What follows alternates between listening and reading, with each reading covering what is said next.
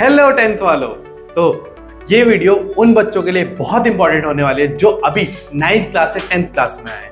क्यों? क्योंकि इस वीडियो में मैं आपको बताने वाला हूं कि 10th क्लास में आपको कौन सी बुक्स से पढ़ना चाहिए जिससे कि आपको सबसे बेस्ट मार्क्स मिल सके। ठीक है, तो इस वीडियो को पूरा एंड तक देखना और मैं आपको कंफर्म गारंटी के साथ बोल सकता हूं कि इस वीडियो को देखने के बाद आपको बहुत ज्यादा मार्क्स मिलने वाले हैं। ठीक है, अगर आप इन सारी बुक्स को अच्छे से पढ़ लोगे और मेरी बातों को अच्छे से सुन लोगे तो। ठीक है, तो ज्यादा टाइम वेस्ट नहीं करते और चलते हैं हमारी पहली बुक की तरफ। ठीक है, तो पहली बुक जो है हमारी वो मैथ्स की होने वाली है। देखो, मैथ्स में एनसीईआरटी बुक तो है, हाँ, एनसीईआरटी के साथ कौन सी और बुक्स आप ले सकते हो जिससे कि आप ज्यादा क्वेश्चन प्रैक्टिस कर सके हो। जैसे कि आपको पता है कि एनसीईआरटी में बहुत कम क्वेश्चंस है। ठीक है, तो अगर आपको कोई कॉन्सेप्ट प्रैक्टिस करना है या कोई कॉन्सेप्ट को और अच्छे से सीखना है तो उसमें उतने क्वेश्चन है ही नहीं कि आप प्रैक्टिस कर सको। इसीलिए आपको एक एडिशनल बुक लेनी ही पड़ेगी। उसमें आपके पास दो बुक्स है, या तो आप आर.एस. अग्रवाल ले लो या तो आर.डी. शर्मा ले लो। अब आर.एस. अग्रवाल वाली बुक में वही है कि इसमें एग्जाम्पल बहुत अच्छे होते हैं। ठीक है, और इसमें एग्जाम्पल बहुत सारे होते हैं, जबकि आर.डी. शर्मा में एग्जाम्पल्स कम होते हैं बट क्वेश्चन ज्यादा होते हैं जिससे कि आप ज्यादा प्रैक्टिस कर सकते हो। और 10th क्लास में होता है एमसीक्यू की एक अलग बुक आती है और एक क्वेश्चंस वाली एक अलग बुक आती है। तो आप इस बुक की तरफ भी जा सकते हो जिसमें आपको एमसीक्यू मिलते हैं, उसके सॉल्यूशन मिलते हैं। आप ज्यादा से ज्यादा प्रैक्टिस एमसीक्यू कर सकते हो क्योंकि आपके पेपर में 20 क्वेश्चन तो एमसीक्यू से ही आते हैं। ठीक है, तो एमसीक्यू प्रैक्टिस करने के लिए बहुत अच्छी बुक है।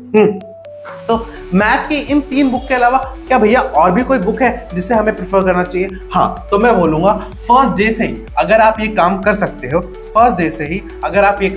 हो, तो आप अपने लिए एक पीवाईक्यू की बुक भी साथ में खरीद लेना। ठीक है, कई बच्चे क्या होते हैं जो पीवाईक्यू की बुक होती है वो एकदम लास्ट में जाके खरीदते हैं। ठीक है, जब चिड़िया चुग गई खेत, ठीक है, उसके बाद क्या होगा, है ना? तो पहले से अगर आप पीवाईक्यू लेके चलोगे तो उसमें फायदा क्या होगा बच्चों?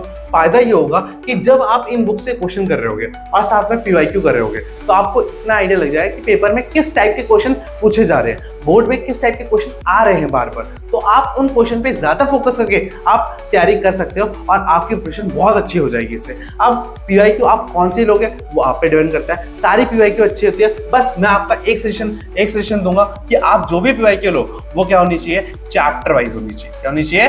चैप्टर वाइज वो होनी चाहिए। तो ये याद रखना कौन सी लेनी है, जो चैप्टर वाइज बस समझ में। क्योंकि चैप्टर वाइज में क्या होता है कि आप जैसे एक चैप्टर खत्म करोगे उस चैप्टर के जाके पीवाईक्यू से सारे क्वेश्चन कर लोगे। ठीक है, उसके बाद क्या होगा, नेक्स्ट चैप्टर में जाओगे वो खत्म करोगे, उसके सारे पीवाईक्यू कर लोगे। तो इस तरीके से अगर आप करोगे तो आपकी प्रिपरेशन बहुत अच्छी होगी और इससे आपको बहुत ज्यादा फायदा भी मिलेगा। ठीक है, हाँ, अब चलते हैं नेक्स्ट बुक की तरफ। भाई देखो, नेक्स्ट है हमारी साइंस की बुक। अब देखो, साइंस के लिए लोग बोलते हैं कि आपको लक्ष्मी सिंह पढ़नी पड़ेगी, आपको दूसरी कोई बुक पढ़नी पड़ेगी। तो मेरे ख्याल से आपको कोई एक्स्ट्रा बुक पढ़ने की जरूरत नहीं है जब तक आप अपनी एनसीईआरटी को बहुत अच्छे से कर ले रहे हो। ठीक है, क्योंकि अगर आप एनसीईआरटी को अच्छे से कर लोगे ना, क्योंकि पूरा का पूरा पेपर जो होता है साइंस का वो एनसीईआरटी से बनता है। एनसीईआरटी के एक एक लाइन को आपको इस तरीके से याद होनी चाहिए कि अगर आपसे कोई उठा के भी पूछ लेना रात को ये वाला कहाँ है, आप बता सको इस पेज पे, इस लाइन पे, इस टॉपिक के अंदर दे रखा है। ठीक है, तो आपको एनसीईआरटी को अच्छे से एकदम अच्छे से रीड कर लेना है जिससे कि आपको बहुत ज्यादा हेल्प होगी एग्जाम में। ठीक है, एनसीईआरटी के साथ फिर से वही सजेशन रहेगी कि आपको क्या लेनी है, एक पीवाईक्यू की बुक लेनी है। ठीक है, पीवाईक्यू की बुक लेनी है क्योंकि ये पीवाईक्यू की जो बुक होती है वो क्या करेगी, आपके साइंस के जो भी आप क्वेश्चन जो भी आप इसमें से पढ़ोगे उसको प्रैक्टिस करने में हेल्प करेगी। किस टाइप के क्वेश्चन आएंगे बोर्ड में, किस टाइप के क्वेश्चन ज्यादा पूछे जाते हैं, डेफिनेशन पूछे जाते हैं या प्रैक्टिकल बेस्ड क्वेश्चन पूछे जाते हैं। एमसीक्यू में कैसे क्वेश्चन आते हैं, क्या रिएक्शन से ज्यादा क्वेश्चन आते हैं, बैलेंसिंग से ज्यादा क्वेश्चन आते हैं या मेटल नॉन मेटल से, किस चैप्टर से किस टाइप के क्वेश्चन आ रहे हैं, ये सारी बातें आपको कहां से पता चलेंगी? पीवाईक्यू में आपको पता चल जाएगी। और यहाँ पे भी आपको कैसी पीवाईक्यू लेनी है, वो भी आपको कैसे लेनी है? चैप्टर वाइज लेनी है। कैसे लेनी है भाई? Chapter wise. क्योंकि चैप्टर वाइज में क्या होता है, आप एक चैप्टर खत्म करोगे उसके क्वेश्चन करोगे, फिर नेक्स्ट चैप्टर खत्म करोगे उसके क्वेश्चन करोगे। तो चैप्टर वाइज पीवाईक्यू हमेशा बेस्ट होती है और मेरी तरफ से हाईली रिकमेंड होती है कि आप कोई सी पीवाईक्यू ले सकते हो।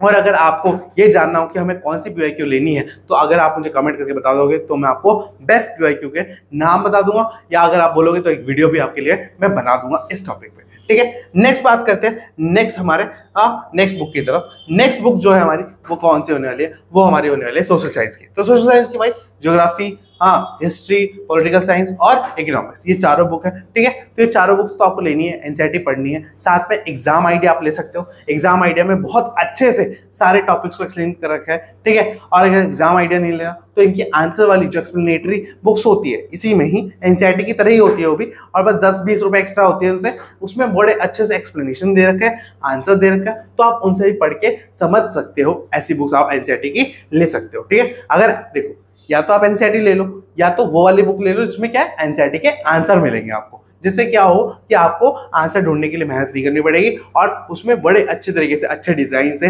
बड़ा अट्रैक्टिव बना रखा है, तो वो बुक से ज्यादा समझ में आएगा। एनसीईआरटी का डिजाइन थोड़ा पुराना हो गया तो उससे समझ में कम आता है ना, क्योंकि हमारी आंखों को थोड़ा सुंदर सुंदर देखने को मन करता है। ठीक है, तो एसएससी के लिए वही एग्जाम आइडिया ले सकते हो, ये बुक्स ले सकते हो, और साथ में क्या लेनी है भाई, साथ में आपको पीवाईक्यू। क्या लेना है भाई, पीवाईक्यू। तो पीवाईक्यू तो भाई हर बुक के साथ स्टार्टिंग से लेके चलो। ठीक है, स्टार्टिंग से अगर आप पीवाईक्यू लेके चलोगे तो आपको बहुत ज्यादा फायदा होगा कि आपको पहले से पता होंगे ना कि किस टाइप के क्वेश्चन आ रहे हैं। ठीक है, पिछले साल के बच्चों को भी मैंने बताया था कि आप पीवाईक्यू लेके, और उनमें से बहुत सारे बच्चों ने ली भी थी और उन्होंने प्रैक्टिस भी करा था। ठीक है, तो जब आप इनसे प्रैक्टिस करते हो तो आपको क्वेश्चन का आइडिया लगना स्टार्ट हो जाता है, और फिर आप उस टाइप के क्वेश्चन पे ज्यादा फोकस करते हो रादर देन किसी और क्वेश्चन पे टाइम वेस्ट करने के। ठीक है, तो पीवाईक्यू जो होता है वो बहुत इंपॉर्टेंट होता है और इसको लेना भी बहुत ज्यादा जरूरी है। ठीक है, नेक्स्ट बुक के बारे में बात करते हैं। तो नेक्स्ट बुक्स होने वाली है हमारी इंग्लिश की। ठीक है, तो इंग्लिश की जो बुक्स है ये कोर्स ए के लिए है। ठीक है, ये किसके लिए है, कोर्स ए के लिए। तो ए वाले बच्चों आप ये बुक्स ले सकते हो। हाँ, बट आप सिंपल एनसीईआरटी मत लेना। ठीक है, मैं कभी भी रेकमेंड नहीं करता कि इंग्लिश में आप बोलो, आप इसमें आंसर वाली बुक लेना। कौन सी लेना, आंसर वाली। ठीक है, बस 5-10 रुपए एक्स्ट्रा, इनसे ज्यादा पैसों के वो नहीं है कि बहुत महंगी आती है आंसर वाली, नहीं, ऐसा कुछ नहीं है। सेम प्राइस पे बस 5-10 रुपए का डिफरेंस होता है। आप वो बुक ले लेना, उसमें क्या होगा आपको हर चैप्टर की हिंदी में भी क्या मिलेगी, ट्रांसलेशन मिलेगी, जिससे कि आप उनको एग्जाम टाइम पे अच्छे से पढ़ पाओ। ठीक है, और समझ पाओ, आप पूरी स्टोरी समझ सकते हो। आपको अगर इंग्लिश पढ़ने में प्रॉब्लम आ रही है तो आप हिंदी पढ़ के पूरी स्टोरी समझ सकते हो, और उसमें वर्ड मीनिंग्स भी होते हैं, तो आप उनसे अच्छे से चैप्टर को समझ सकते हो और फिर अपने आंसर में भी उन वर्ड्स का यूज कर सकते हो। ठीक है, अगर कोई क्वेश्चन आ गया तो उसमें भी आराम से आप समझ सकते हो। ठीक है, with the help of this book. और इसमें एक और खास बात क्या है, आंसर तो होंगे साथ में हिंदी मीनिंग्स भी होंगी, तो जिससे कि आपकी जो प्रिपरेशन होगी वो और भी अच्छी हो जाएगी इंग्लिश के लिए। ठीक है, साथ में कई बार बच्चे पूछते हैं भैया इंग्लिश ग्रामर की बुक बताओ, तो इंग्लिश ग्रामर की भाई एक अप्लाइड इंग्लिश ग्रामर नाम की एक बुक आती है। ठीक है, ऑथर का तो नाम याद नहीं है। ठीक है, बट वो बुक आप ले सकते हो। उसमें आपके बहुत सारे टॉपिक्स हैं जो कि आपके पेपर में आते हैं, उनको आप प्रैक्टिस कर सकते हो, चाहे वो लेटर हो, चाहे नोटिस हो, चाहे बाकी कुछ भी हो। ठीक है, तो उन सबको आप वहां से प्रैक्टिस कर सकते हो। तो ये वाली बुक ले लेना, और साथ में अगर आपको लेनी है तो इसकी भी एक पीवाईक्यू आती है, वो भी ले सकते हो, वहां से भी आप क्वेश्चन प्रैक्टिस कर सकते हो। ठीक है, इसमें तो चैप्टर वाइज नहीं मिलती है, इसमें आपको सैंपल पेपर वाइज मिलती है, तो आप वो ले सकते हो। ठीक है, या तो आप टुगेदर विद के ले सकते हो। ठीक है, ये सारी आप, या तो इसमें एग्जाम आइडिया भी मिलती है, इसमें भी क्या मिलती है, एग्जाम आइडिया मिलती है, तो एग्जाम आइडिया भी आप ले सकते हो। ठीक है, ये सारी बुक्स अगर आप लोगे एनसीईआरटी के अलावा तो आपको बहुत ज्यादा बेनिफिट होगा, और ट्रस्ट मी जब मैं बोलता हूं होगा तो होगा ही। ठीक है, आप देख लेना। ठीक है, मैं यही हूं, हाँ, अगर ना हो तो बताना मुझे। नेक्स्ट है हिंदी की। तो हिंदी में भी वही सेम जो इंग्लिश में क्या था भाई, आपको इसमें भी क्या लेनी है, आंसर वाली बुक लेनी है। ठीक है, क्या लेनी है, आंसर वाली बुक लेनी है। और आंसर वाली बुक के बहुत फायदे होते हैं भाई, बहुत फायदे। सिंपल, पहली बात आपको फोन लेके नहीं बैठा रहना पड़ता है कि मैं इसमें से देख के आंसर लिख लूंगा। ठीक है, नेट होगा या नेट नहीं होगा, और फोन देखने लगोगे फिर उससे टाइम वेस्ट होगा, बहुत सारी चीजें होती है फोन के साथ, तो वो प्रॉब्लम आपको नहीं होगी अगर आपके पास आंसर वाली दोनों बुकें हैं। और आपको मिलती भी है मार्केट में, ऐसा कुछ नहीं है कि बहुत ज्यादा महंगी आती है, एकदम सेम प्राइस पे आती है, 5-10 रुपए एक्स्ट्रा आती है। बट ये जो बुक अगर आप हिंदी में ले लोगे तो आपकी एक्स्ट्रा मेहनत जो आप करोगे इधर उधर ढूंढने में, आंसर दोस्त से कॉपी लेने में, वो सब आपको नहीं करना पड़ेगा, और आप इन बुक्स के सहारे अपने सारे आंसर, जब मैम बोलती है सारे क्वेश्चन आंसर कर लाना, तो आपको आंसर कहीं ढूंढने की जरूरत नहीं पड़ेगी, सीधा बुक खोला उसमें से आंसर लिख लिया। ठीक है, और एग्जाम में आपको ये पता लगेगा कि किस तरीके से आंसर लिखे होंगे बुक में, तो उस तरीके से आप भी आंसर ले सकते हो, है ना।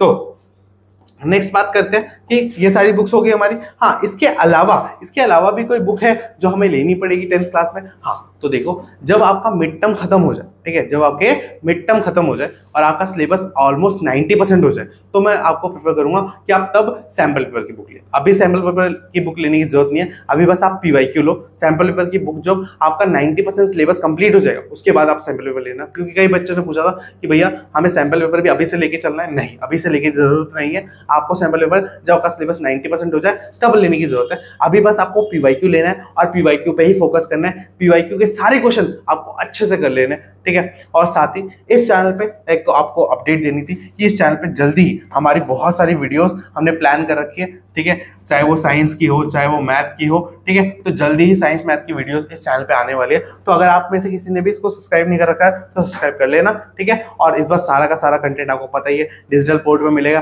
ठीक है। और रवि भैया भी जल्दी आने वाले हैं आपको साइंस का एक लेक्चर लेके, ठीक है। तो पूरा लेक्चर देखना। हाँ, और साथ में मैं जल्दी से एक और वीडियो लेके आने वाला हूँ आपके अपडेटेड सिलेबस पे, तो उसके लिए वेट जरूर करना, ठीक है। और मैं बताऊंगा उस सिलेबस के वाली वीडियो में कि कौन से टॉपिक पे आपको ज्यादा फोकस करना है, ठीक है। तो मिलते हैं आपसे नेक्स्ट वीडियो में, तब तक के लिए टाटा बाय बाय।